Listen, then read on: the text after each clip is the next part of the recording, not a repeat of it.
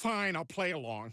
I guess I've lied before. Who doesn't love Peter Griffin? Well, okay, plenty of people, but he's definitely one of our favorite cartoon characters. I guess you could say that we're lucky there's a Family Guy. Sometimes. The lovable oaf has plenty of nice things that he's done in the past, but he also has no shortage of evil deeds under his belt.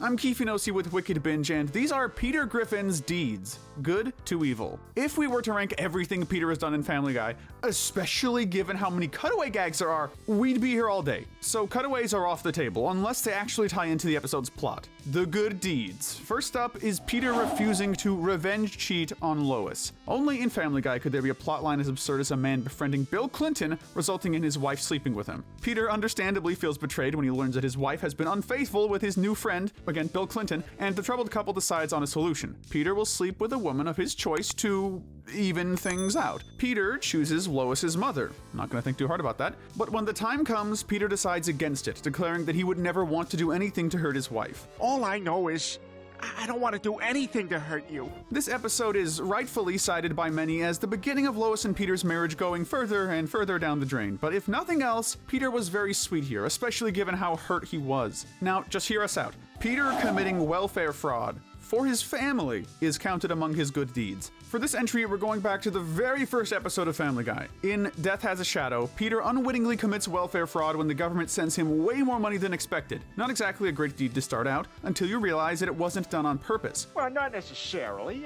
Maybe I'm like their 1 millionth customer. When Peter receives an excessive welfare check, he takes it as a blessing and uses it to give his family a better life. And when it's found out that this was illegal, he rents a blimp to drop the excess money back down to the tax-paying citizens of Quahog. It's still a crime, but because of his ignorance and genuinely well-meaning intentions, we're going to count it as a good deed on Peter's record. Next up is... wait, okay, I must be misreading this next entry. Loving Meg? Impossible. Ludicrous, even. But, okay, well, believe it or not, after Meg has a near-death experience when the Griffin house floods in Peter's daughter, Peter makes a vow to treat her better going forward. If you come out of this, I am going to treat you like a princess for the rest of your life. While this newfound mindset obviously doesn't last forever, it's a sweet sentiment for this episode. Peter shows great concern for his daughter, trying his best to make her life better. He's nicer to her, he stands up to her bullies, and is protective of her when she falls in love with a boy who happens to be a nudist. When he sees that her feelings are genuine, he accepts their relationship, even joining in their culture to make him feel more at home. It's kinda sad that being nice to his daughter for an episode has to be mentioned on this list, but hey, at least we know Peter kinda cares about Meg deep down. Speaking of Meg, next we have Peter standing up for Meg. While Peter has become a rather infamous character in the later seasons, generally portrayed as an outright abusive sociopath, he does still have some good moments. In The Peter Principal, Peter becomes an interim principal at Adam West High when Principal Shepard is placed on indefinite leave. While Peter does become a bit of a tyrant, using his influence to assert dominance over the popular kids at school, this can actually be attributed to Meg's influence. Peter himself genuinely meant well in the episode, wanting to run the school right. When a bully spills Meg's juice pouch on her, Peter reprimands him and forces him to lick the mess off the floor. Maybe a bit extreme, but nah, who are we kidding? We love seeing Peter actually stand up for his incredibly unfortunate daughter. Good work, Peter, you occasionally decent dad, you. Now we move from Meg to Peter's next child, Chris. Remembering the time Peter supported Chris's passion for drawing. The best way to describe Peter as a parent in the first few seasons of the show is ignorant, but genuinely well-meaning at the same time. In The Sun Also Draws, Peter goes to great lengths to help Chris regain his place in the Boy Scouts. A sweet gesture already, but what he doesn't realize is that Chris doesn't really care about the Scouts. He'd rather pursue his hobby of drawing. And while the two are on a vision quest, Peter realizes he needs to listen to Chris, and he accepts him and his passion for drawing, supporting him all the way. As misguided and ignorant as he may be, Peter's genuinely trying his best to show love and support to his son here, and that's worth a lot. He may not be a beacon of morality, but Peter is at least sometimes willing to stand up for what's right, like speaking out against smoking. One time, a smoking conglomerate bought out Mr. Weed's toy factory, and upon becoming suspicious that they were encouraging children to smoke, Peter immediately stood up to them, but he was instead bought off with the offer to become their president and spokesperson. Seems like it kinda went wrong, but when he ends up on Capitol Hill to argue in favor of the company, Peter has a change of heart when he sees Stewie coughing and suffering from withdrawal, consequently calling out the corrupt practices of the company. You may notice a common trend trend with many of these good deeds, that Peter tends to get himself, and often his family, into messed up situations, but manages to fix them. This is one such deed, and that fact is why it's not any higher, despite it being a pretty noble act. Look, I don't care about this stupid job anymore. Cigarettes are bad. We have to dock this one a few points, since he was initially blinded by the prospects of money and power, but the fact that he was ultimately willing to give it all up to speak out against injustice speaks a lot to the big guy's character. Somebody call Long John Peter, because next up is hunting down Daggermouth. What Peter almost always lacks in foresight, he makes up for in wacky schemes that somehow work out. Case in point, when Peter lists his house and everything in it as collateral to pay for a new fishing boat. He ends up owing $50,000 to the shady bank he got it from. The only option to save his home is to hunt down the legendary Daggermouth, a trek from which nobody has ever returned alive. Nonetheless, Peter still takes it on and actually succeeds for the sake of his family. This deed falls into the same boat as the last one in that, as impressive and noble as it is, Peter still very much got himself and his family into it. It wasn't malicious, sure, but it was reckless and irresponsible, which docks it just a few points. Returning to the later seasons, we have Peter trying to show Carter the Christmas spirit. It's no secret that Peter and Carter have a pretty toxic relationship, possibly one of the most toxic in the whole show, but that doesn't stop Peter from trying his best to show him the Christmas spirit in this episode. When the Quahog Christmas Carnival is suddenly cancelled by him, Stewie's understandably upset, so Peter does his best to change Carter's mind with various Christmas activities. Drink the nog, Carter. Drink the nog, Carter. When all this ends up unsuccessful, Peter convinces Carter that people will think he's Jewish if he doesn't bring back the carnival. It's not the most conventional method, but it works, and it gives Stewie a special experience he would have missed out on otherwise. It's also the reason the family was able to reunite with Brian, so that's nice. Speaking of awful father-son relationships, Peter trying to bond with Francis was another pretty good deed in our eyes. Peter was never the perfect father, not even in the earlier seasons, but when you consider his upbringing, some of those struggles are more understandable. Peter's adoptive dad, Francis Griffin, is a pretty awful guy. He's bitter, judgmental, incredibly unsupportive of his son, and downright mean all around. So you can take this shiny watch and shove it. When Peter was a kid, he even had to run a father-son race with a stalk of corn. But nonetheless, Peter genuinely loves his dad and tries his best to bond with him. In the episode, Holy Crap! He takes his dad to a ball game, complete with a special message on the scoreboard, breaks him out of jail, and helps him get a job at the toy factory. Though, perhaps most impressively, he manages to enlist the help of the Pope to try and build them a father-son bond, and this is after Francis had betrayed Peter by firing him, despite the fact that, again, Peter was the one who got Francis the job in the first place. Francis is a total jerk, both as a person and a father, but that makes Peter's continued love and devotion to both his own family and his father that much more impressive. As far as romantic gestures go, turning down $1 million to marry Lois is pretty high up there. The way this episode starts, you'd think it would belong in the other half of this video. Peter flakes on Lois's anniversary celebration so he can spend the day golfing instead. After he's struck by lightning and has a reunion with Death, who warns him that his marriage is in jeopardy, Peter's reminded of how he met and fell in love with Lois in the first place, and how passionate he was about her. This included him turning down a check of $1 million from Carter, who didn't approve of their relationship, showing that no amount of money was enough to make Peter abandon his one true love. Considering how greedy Peter can oftentimes be, that's pretty darn impressive. Reminded now of his passion for Lois, Peter convinces Death to get Peter Frampton to play a song for Lois as an anniversary gift, showing that he'd learned his lesson and that Lois meant more to him than anything else. Taking Brian in was another before the series deed that paints Peter's friendship with Brian in a new light. In Brian, Portrait of a Dog, it's revealed that Peter took him in from the streets. He was a homeless stray struggling to make ends meet when Peter felt empathy for him and took him home to become part of his family. This is sweet in and of itself, and it's even more selfless when you consider that, since Brian has all the cognitive capabilities of a human in the Family Guy world, this was basically the equivalent of Peter taking in a homeless man off the streets. Ever since, the two have become best friends, and while they aren't perfect to each other, at the end of the day, they're always there for each other. Some examples being Brian offering to give Peter one of his kidneys, a transfer which would kill him, and Peter vouching for Brian in court so that he'd be able to keep his children. Even later on in the same episode, Peter saves Brian's life when he's threatened with lethal injection, one of many testaments to their bond. It's clear that this selfless deed had a huge impact on both of their lives, which gains it a lot of points. Peter standing up for immigrant workers is up next, and it's just inside our top 5. Peter becomes a patriot, and this newfound passion leads to him urging his boss Angela to perform background checks on the brewery's employees to ensure none of them are illegal immigrants. They are part of the Rebel Alliance and a traitor. Take them away! However, this backfires when Peter's mother reveals that Peter himself was an illegal immigrant? Yeah, well, having been born in Mexico, Peter technically was not an American citizen, so Peter ends up fired thanks to his own scheme. But this development has a happy ending. When Lois convinces Carter to hire him as a servant at his mansion, alongside many other immigrant employees, Peter realizes just how tough life is on them, so he helps his fellow Mexicans to stand up against Carter, demanding better conditions and general respect. When Carter offers to pay Peter off by renewing his citizenship, Peter refuses the offer unless he gives all his co-workers citizenship. Unfortunately, Carter refuses to compromise, and Peter's new friend Gerardo insists that Peter take the offer. While it didn't fully work out, and yes, he did more or less get himself into this, Peter striving to help his fellow Mexican immigrants is incredibly admirable, as he was even willing to potentially give up his own citizenship to give them all a fair chance. This is an example of Peter truly learning his lesson and becoming a better person through his experiences and mistakes, and it's easily one of his most genuinely respectable moments. We're moving from Peter Griffin to Lando Griffin for our next entry. When James Woods High has an outbreak of drug use known as toad licking, because that's quite literally what it is, Peter goes undercover as new kid in town, Lando Griffin, at the school. I'm the new kid in town, Lando Griffin. Another common trend with Peter's character is that oftentimes his wacky schemes come paired with the best of intentions, and this is one of those times when he actually knew what he was doing. By befriending the popular kids and convincing them to stop toad licking for good, with a pretty snazzy musical number, no less, Peter succeeded in making Meg's school a better and safer place, even sacrificing his chance to finally be a popular kid by going to the school dance with prom queen Connie D'Amico to declare his love for Meg and thereby boost her social status. We place this good deed close to the top because Peter did this out of the kindness of his heart and genuine concern for his children, and when he's tempted to do things selfishly, he goes back on it and makes sure his daughter is happy above all else. We're really gonna miss that side of Peter later on. If there's one place every kid in the USA wants to go to, it's Disney World, so taking Stewie to Disney World and saving him is worth some big parenting points. In the courtship of Stewie's father, Peter and Stewie share some quality bonding time in rather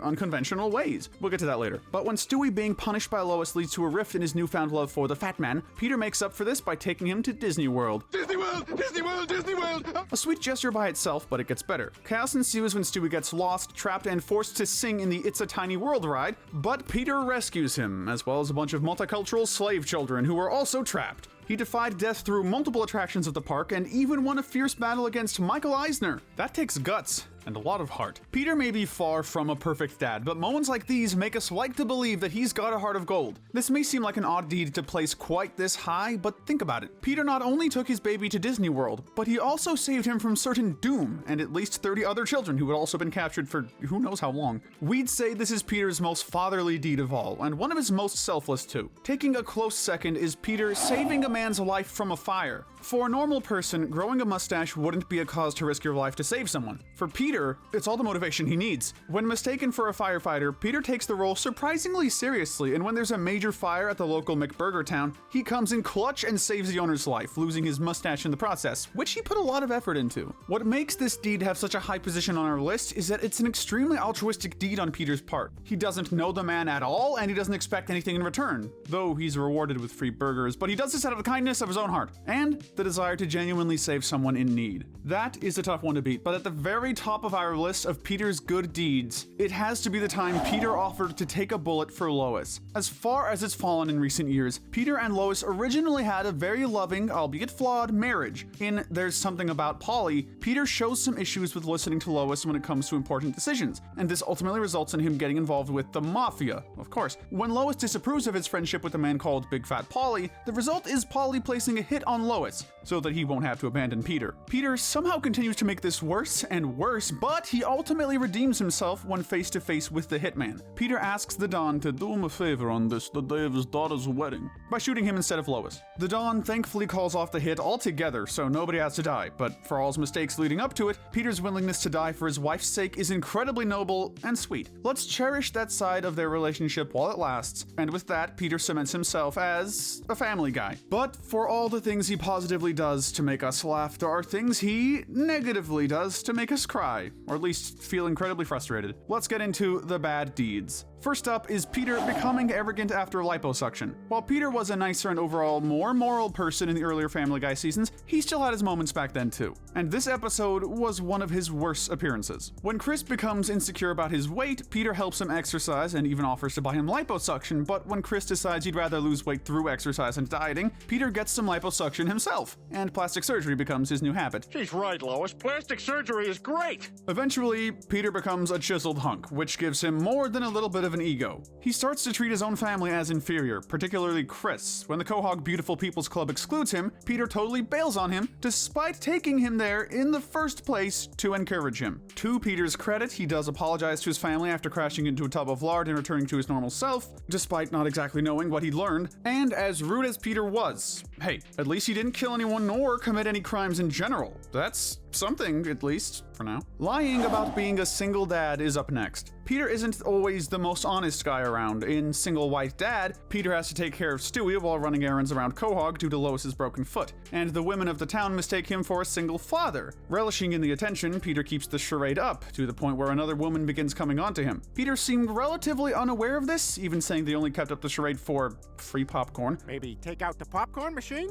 Let me touch all the buttons? He still willingly deceived the people of Quahog and took advantage of their good nature. But again, at least he didn't outright hurt anyone here. We'd gladly support Peter if he ever decided to transition, but just pretending to be transgender wasn't cool. When Peter uses the transgender bathroom at a baseball game out of urgency, it's the greatest he's ever used. And when he finds out the next day that there are benefits at work for transgender people, he keeps up the charade that he's trans despite having no intention to actually transition. It's a pretty nasty thing to do, but while we won't defend Peter's actions here, this is honestly one of the less harmful things he's done by a pretty good margin. He also did feel remorse when Ida rightfully called him out on it. I deserve what happened to me. As selfish as it was, at least Peter learned his lesson, and in the end, you guessed it, nobody was harmed. We'll certainly miss being able to say that later on, so deal with it now. Peter has enacted his fair share of ludicrous financial schemes, but selling Meg to Mort was something else, even by his standards. Peter's spending habits once again go out of control when he blows up his tab at Mort Goldman's pharmacy. In order to pay off his debt, he has one of his more immoral schemes, selling Meg to the Goldman family, whose son has been stalking Meg for a while to make things worse. What if I sold you my daughter?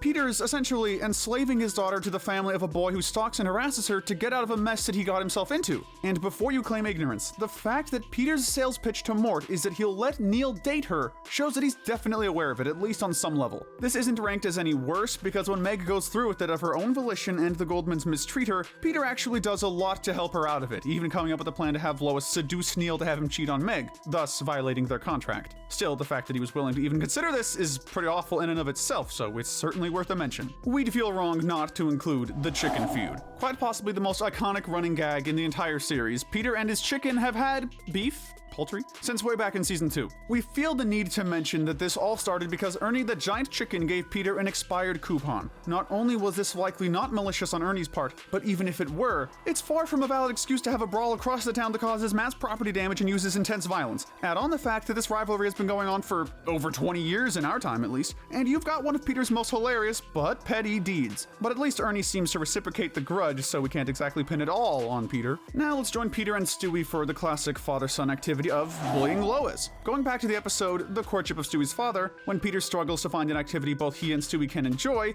the answer hits him right on the head. Or rather, it hits Lois. After Stewie cracks up at Peter accidentally dropping canned foods on Lois's head, Peter takes the hint and keeps the fun going, harassing Lois throughout the rest of the day. This culminates in the two knocking Lois into the back of the car, then pushing the car into a river. When I said bond with Stewie, this is not what I had in mind. It's only not higher because, like some of these other bad deeds, Peter actually meant well here. He only wanted to bond with Stewie, which was a request from Lois herself, and Peter actually showed concern when he realized she might not be able to get out. I mean, it doesn't excuse straight up bullying his wife, but he at least meant well. You'll find this is a running theme in the earlier Family Guy seasons, even at most of Peter's worst moments. When you're as reckless and somehow ignorant as Peter is, good intentions are worth a lot in a discussion of morals, so we put this rather low. Peter's two great loves of manslaughter manslaughter and property damage converge when he blows up the Quahog Bridge. Only Peter could mistakenly befriend and ultimately aid a terrorist organization. When revisiting this episode, we almost put his friendship with Muhammad in Turban Cowboy in the good category. After all, he went into it with good intentions, genuinely enjoying the company of his new friend, learning all about a new culture, and having no clue of the nefarious intentions at play. He even helps to thwart the plot to blow up the Quahog Bridge, despite the great danger. Unfortunately, what knocks this down to the other side is the very end of the episode, at which point Peter accidentally presses the remote that blows up the Quahog Bridge. Peter and company then flee the scene immediately, an even stranger decision considering Joe was literally right there, and he's a cop. Though it's not like Peter did this maliciously, which at least keeps us from putting it any higher. But he still likely killed many people here with very minimal concern. And I know what you're thinking, but no, it won't be the last time he unintentionally blows something up. Burning Jerome's house down was not cool, and not just because it was a fire. Missing Cleveland while he's in Stool Bend, Peter, Joe, and Quagmire decided to befriend a new guy at the bar named Jerome to fill the token black friend slot in the friend group. While Jerome is perfectly nice and hits it off with the group pretty well, things quickly go south when Peter learns that he's an ex-boyfriend of Lois's. When Peter drunkenly throws a beer bottle through his window out of rage, he ends up accidentally burning the poor guy's house down. Although Peter didn't mean to go this far, we're putting this pretty high because this is one of the few misdeeds on the list Peter never actually apologized for. He let his jealousy lead him to hurt someone who'd been nothing but kind to him, and honestly, he should count himself lucky that Jerome wants anything to do with him after this. Another example of Peter's wild jealousy is him sabotaging Wild West's campaign, for instance. When the town of Quahog needs a new mayor, Peter endorses Wild West, the cousin of former Mayor Adam West. Rest in peace, by the way. But things turn south when Lois grows attracted to Wild West and calls his name in bed. Peter turns on Wild West immediately, trying his best to sabotage his campaign. This leads to him not only burning down a library and nearly killing Elle in the process, but arguably even worse, he tries to cut off Wild West's incredible mustache. That's just too far, man. We get Peter's frustration, but this was a Lois issue, and it should have stayed between Peter and her, rather than betraying a friend who'd done him no wrong. At least Peter apologized in the end, but only after West gave him some pet baby mustaches as a gift. Man, what a nice dude. If only we could say the same about Peter nowadays. Peter becoming a bully is up next. When Chris is being bullied at school by a boy named Kyle, Peter wants to chat with him to try and smooth things out. But while he initially had good intentions here, things quickly went south when he lost his temper and beat Kyle up. After apologizing, Peter realizes he actually likes bullying and starts to torment the whole town, including, and not limited to, his own family and children. Chris ends up standing up to Peter, showing him the error of his ways, but the sheer delight Peter took in becoming Quahog's stereotypical bully is nonetheless concerning. They say winning the lottery changes people, but unlike Peter, most people wouldn't end up shooting their own best friends. So yeah, Peter shooting his best friends is up next. One of many lessons one should learn about Peter is that he shouldn't be trusted with excessive wealth. We see a great example of why in Lottery Fever, in which the Griffins manage to win the lottery, and Peter's newfound status as the rich friend goes to his head really quickly. He begins abusing his friends, forcing them to do humiliating, painful, and downright lethal things for his amusement. This culminates in Peter shooting Joe in the eye and Quagmire in the throat. Go to hell, Peter! We don't need your money! It wasn't for any specific reason, or some horrible accident or anything, it's just a relatively rare instance of Peter being fully malicious. Plus, he only apologizes after the Griffins have lost everything. When Quagmire is the morally decent one, you know you've failed. Now let's talk about the time Peter cheated on Lois. Hey, remember the good deed we mentioned where Peter refused to cheat on Lois? Good times, right? In the episode Call Girl, Peter's shenanigans get the Griffins into deep financial trouble once again. This time, however, it's Lois who tries to fix it by working a job as a phone sex worker. When a sexually frustrated Peter begins calling her, he grows infatuated with Classy and asks to meet up, essentially showcasing that he was willing to cheat on Lois. If nothing else, Peter technically didn't cheat on Lois, as of course Classy is Lois, but the willingness was still there. When Lois rightfully calls Peter out on his unfaithfulness, Peter insists that something deep inside him knew it was her, and that, at the end of the day, he'd gotten to fall in love with her again. While that's kinda sweet, in theory, we don't buy the whole knowing it was Lois thing, considering that he said a heartfelt goodbye to her and his kids, showing that as far as he knew, he was consciously and willingly cheating on his wife. It's downright sad how far their marriage has fallen by this point. Peter's done some nasty stuff, but he really broke bad when he became a meth cook. This wouldn't be the only time Peter has done something immoral or dangerous to provide for his family, but it might have gone the most wrong. When the Griffins move to a farm to get out of Quahog due to the rising crime rates, they end up in financial trouble, but a meth lab in the basement gives Peter an idea. Peter becomes a meth dealer, which is bad in and of itself, but Peter becomes significantly more violent and money-hungry, peddling much more than the family needs to survive. This is truly the exact moment Peter Griffin became Heisenberg. And honestly, had he not blown up their new house by accident, he may well have been even more dangerous. But hey, at least here he's enabling drug addicts for the sake of his family, unlike Peter encouraging AA members to drink, which was just for fun. When Peter and Brian are forced to join Alcoholics Anonymous in Friends of Peter G, they quickly grow bored of their fellow alcoholics doing annoying things like venting about their issues. This alone shows a complete lack of empathy on Peter's part, but it only gets worse when Peter brings alcohol to a meeting and encourages these recovering alcoholics to drink. The sheer lack of compassion combined with the fact that Peter literally only did this out of boredom is baffling, and had he not been given a second chance by death, he'd have died because of it. The only reason this isn't even higher is that the whole encouraging them to drink thing was actually Brian's idea, but Peter is still just startlingly heartless here. He shows absolutely no empathy for anyone here. We get that Peter doesn't care about his own drinking problem, but that's no excuse to keep others from trying to better their lives. Not cool, Peter. Not cool at all. Peter may not have cared for the godfather, but you'd never be able to tell by the time he became a mobster. When Joe asks Peter to be his daughter's godfather for her christening, he takes the role a bit too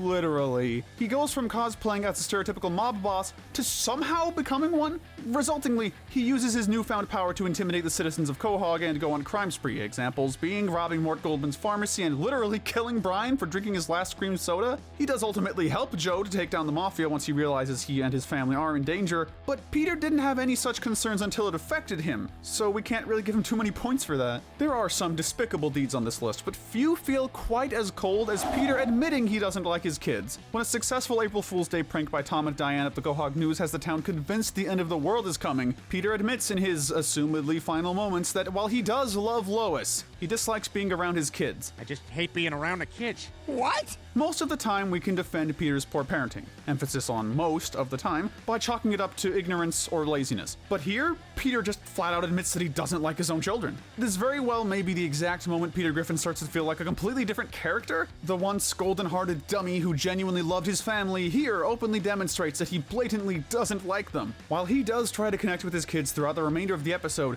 he ultimately fails and buys them off with an Xbox, which, albeit hilarious, is still just really sad. What happened to you, man? But don't worry, Peter really loved his kids when he tried to marry Chris. And no, surprisingly, it wasn't Herbert in a Peter costume, though we wouldn't put it past him. In Fresh Air, one of the most infamous episodes in Family Guy history, mind you, Peter showcases the absolute worst of both his neglect as a parent and his general greed. When Carter names Chris the sole heir of the Peter Schmidt fortune, as he actually enjoys spending time with him without asking for money, Peter attempts to marry him, his own son, Chris, to get the money. Ignoring the obvious and utterly revolting factor of marrying his own child, Peter is also manipulating him, tricking Chris into thinking this was just so they could be best friends and spend time together. They ultimately back out of it, thankfully, but there's utterly no justification for even just neglecting Chris to the point where he is remotely okay with this. Taking the bronze medal of evil deeds is blowing up a children's hospital, which, to be honest, seems like something the lovable Family Guy would never do, but in Tales of a Third Grade Nothing, Peter makes one of his greatest blunders. Upon trying to blow up a competing brewery's billboard to get him closer to a promotion, Peter mistakenly blows up a children's hospital right next to it. Later in the episode, Angela reveals that Peter killed 19 children in this mishap. Peter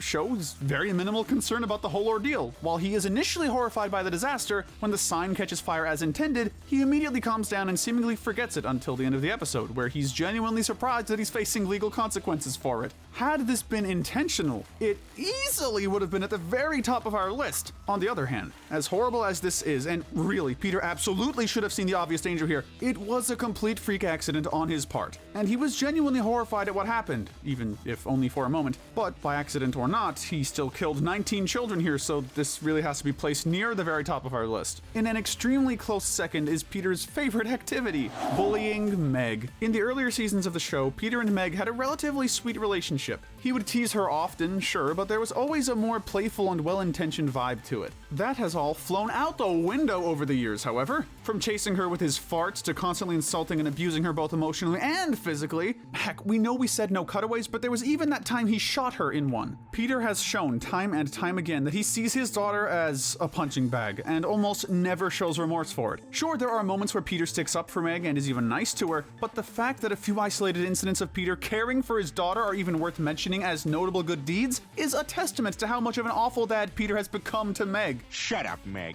The family guy we know and love would never treat his own daughter so cruelly, so routinely, and the only reason we aren't giving it the very top spot is that he at least occasionally shows care for Meg. It's nowhere near enough to redeem him, but it's something, at least. You may not have expected blowing up hospitals to be a running theme on this list, but here we are. Our pick for Peter Griffin's worst deed is the time he blew up a hospital and its vaccines. The episode Hot Shots has Peter and Lois become anti-vaxxers. There are only so many ways this could turn out, but Peter still goes above and beyond by blowing up a hospital in Quahog to destroy all the vaccines in town. In contrast to Peter's earlier blowing up of the children's hospital, this was done with the intent of destruction and absolutely no concern for the many patients therein. He doesn't stop until every last bit of the building is destroyed, and what's worse is that it's likely not even the only place he blew up, since he claimed to have destroyed all the vaccines in town, so he probably had a few other stops too. He shows no remorse, and it's not even something noteworthy enough to be brought up again. It has to be the most chaotic, evil thing Peter has ever done, and to him, this was just another thing to check off his to-do list. His complete nonchalance about having caused so much damage and ending so much human life makes it a surefire choice for the worst thing Peter Griffin has ever done.